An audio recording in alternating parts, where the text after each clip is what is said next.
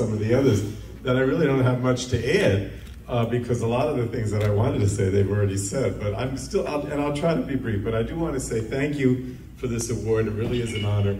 What Savas didn't say, and I'm not trying to take away from him though, is that when I first met him, I knew almost nothing about what was going on in Greece and Cyprus today.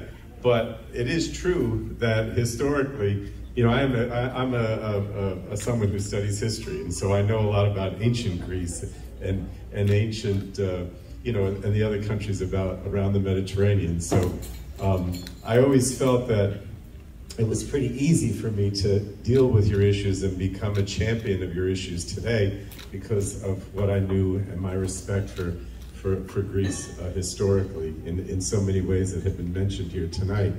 But I did want to start with, and I won't take long, but I wanted to start with what Savas said about the threat. Not only the threat from Turkey, but the threat to democracy.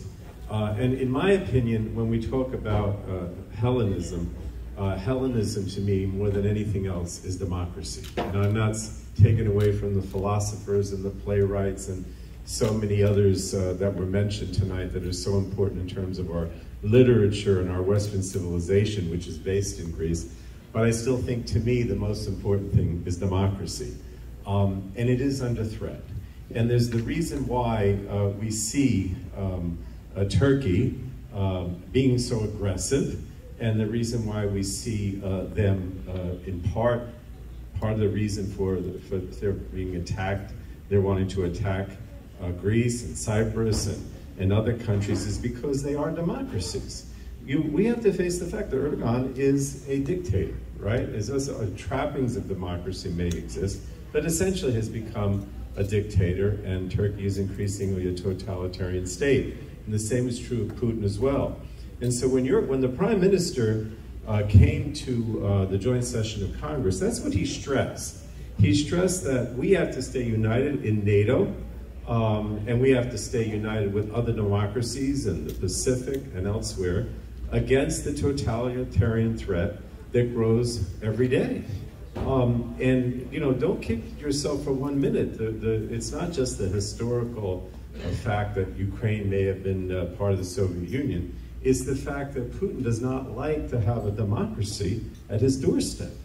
And when you say the threat, that we think that we should assume that the threat from Turkey against Greece is real today, I only have to give you the other. Savas knows that I started, I'm a proud member of the Hellenic Caucus, but I started the Armenia Caucus 25 years ago.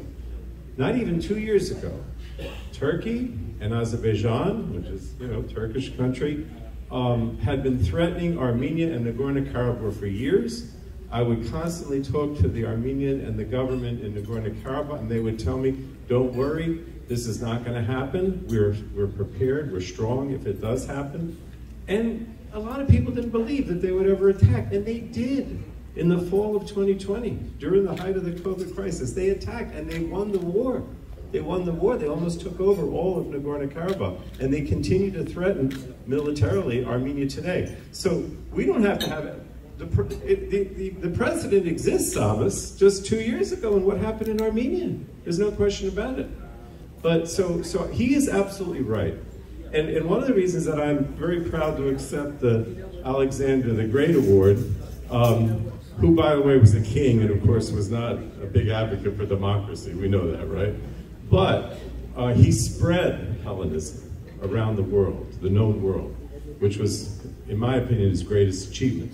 But the second thing about Alexander the Great was that he did create unity, maybe at the sword, unfortunately, with the Hellenes and the Greek people, and he was strong, right? So when Savas talks about unity, we as Americans, right, and we as NATO, and we as those representatives of democracy in other parts of the world, you know, Japan, Korea, Taiwan, you know, the list is endless. Unfortunately, there aren't enough democracies, but they do exist.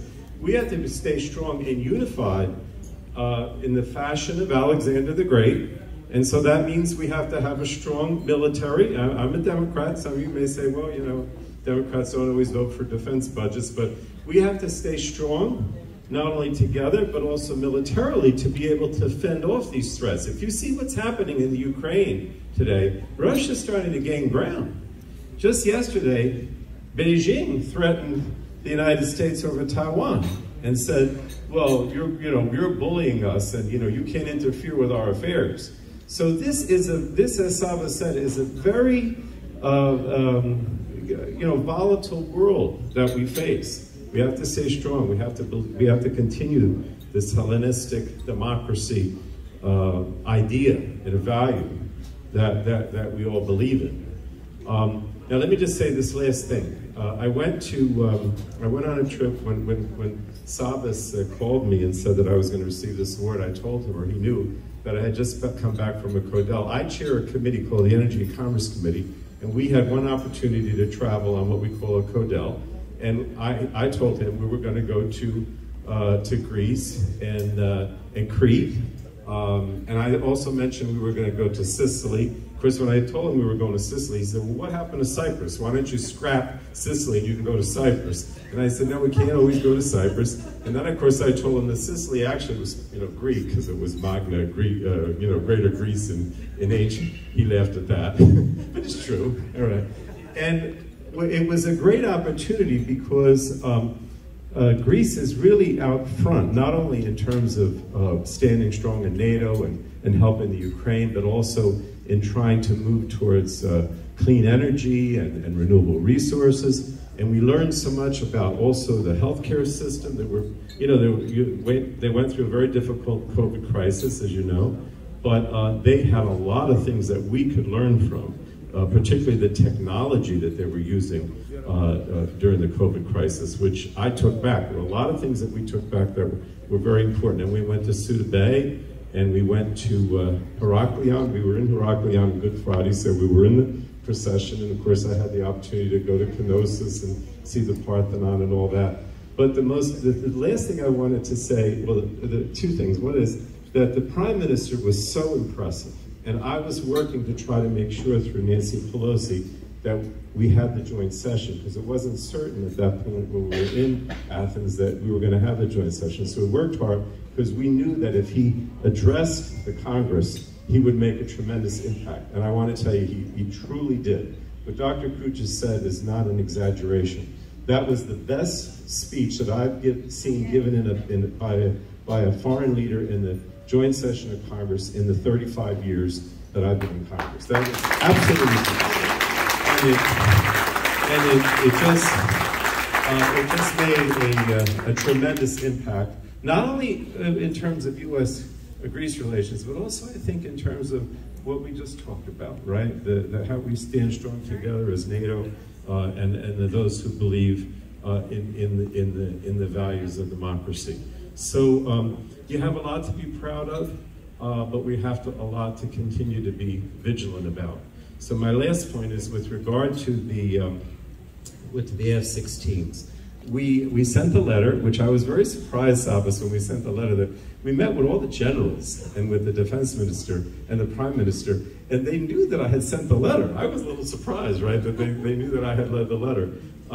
But then also, since then, we are now doing an amendment we're trying to get passed to the National Defense Authorization Bill that would say, because as Saba said, the Biden administration, I believe, is trying to get around this. We believe strongly that this cannot be done. These upgrades and everything can't be done without Congress, but I do think there's an effort to say that that's not necessary, and so we are doing an amendment, working with Gus Bilirakis and I think Pops and a few other members, and some Republicans too, to try to make it clear that none of this can be done as long as Turkey continues its aggression and is not a good member of NATO.